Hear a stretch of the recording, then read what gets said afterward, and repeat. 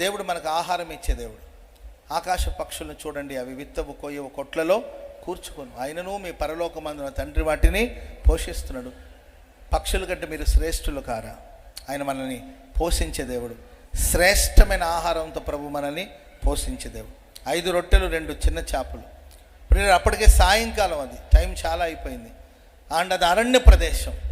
చోటు ఏదైనా, సమయం ఏదైనా ప్రభు నిన్ను పోషిస్తాడు. ఆమెను చెప్పడం గట్టిగా. ఈ చోట్ల నాకు పోషణ ఎలా అని నీవు ఆలోచించొద్దు. అదే చోటైనా కావచ్చు. ఈ టైంలో నాకెవరు తెచ్చేస్తారు ఆహారం అని ఆలోచించదు. టైం ఏదైనా కావచ్చు, చోటు ఏదైనా కావచ్చు, మన దేవుడు మనల్ని పోషించడానికి శక్తి గల దేవుడు. ఇశ్రాయేలు ప్రజలను పోషించడానికి అంతరిక్ష ద్వారాన్ని తెరచి ఆకాశపు ధాన్యమైన మన్నా అనే ఆహారాన్ని దేవుడు వాళ్ళకి దయచేశాడు. Praise the Lord. పూరేళ్ళనే ఆహారాన్ని దేవుడు వారికి దయచేస్తాడు. ఇటు భౌతికమైన ఆహారాన్ని దేవుడు దయచేస్తాడు. రెండోదిగా మన ఆత్మకు కావలసిన దేవుని వాక్యమనే ఆహారాన్ని ప్రభు మనకిస్తాడు. సో మన ప్రభు నాకు వాక్యం ఇవ్వండి, నీ మాటలు ఇవ్వండి అని మనం ప్రార్థన చేసుకుంటే, దైవ సేవకుల నోట వాక్యానికి మార్కులు వేయడం తగ్గించండి. Praise the lord. పక్కన వాళ్ళని చూసి చెప్పండి, వాక్యానికి ఇక నేను మార్కులు వేయనని చెప్పండి. మీరు వేయొద్దని అంటే మరలా వాళ్ళ మొహం మీద కొడతారు. ఎందుకు వచ్చిన గొడవ, మనమే మార్చేసుకుందాం.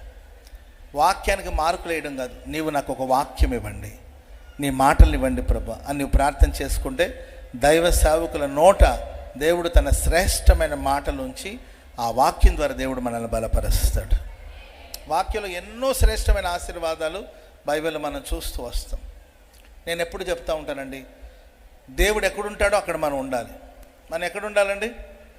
దేవుడు ఎక్కడుంటాడో అక్కడ ఉండాలి. దేవుడు లేని చోట మనం ఉండకూడదు. దేవుడు ఎక్కడుంటాడంటే, వాక్యం ఎక్కడుంటుందో అక్కడ దేవుడు ఉంటాడు. వాక్యమే దేవుడు, దేవుడే వాక్యం. దేవుని వాక్యానికి ప్రాధాన్యత ఉండదు, దేవుని వాక్యాన్ని గురించిన దప్పిక ఉండదు, దేవుని వాక్యాన్ని గురించిన దాహం ఉండదు. నీతిని గురించిన ఆకలి దప్పిక మనకు ఉండాలి. మన మంచి కాపరి మన దేహానికి కావలసిన ఆహారాన్ని ఇస్తాడు, మన ఆత్మకు కావలసిన ఆహారాన్ని ఇస్తాడు. మంచిగా ఫుడ్ తినేవాళ్ళు చూడండి, ఖచ్చితంగా స్ట్రాంగ్గా ఉంటారు. వాళ్ళు మంచి తిండి, మంచి ఫుడ్డు మంచిగా తినాలి. Praise the lord. కొంతమంది తిరుగుతూ తింటూ ఉంటారు, నడుస్తూ తింటారు. అట్లాంటి వాళ్ళు కాదు. మంచి భోజనం ఏంటండి, మంచిగా కూర్చొని మంచిగా తిన్నవాడు ఖచ్చితంగా స్ట్రాంగ్గా ఉంటాడు. పిచ్చి పిచ్చి తిండి, దరిద్రపు తిండి, పనికిమాలిన తిండి, ప్రయోజనం లేని ఏంటండి, కంటికి అందంగా కనిపించి కడుపును పాడు చేసి కొన్ని ఉంటాయండి.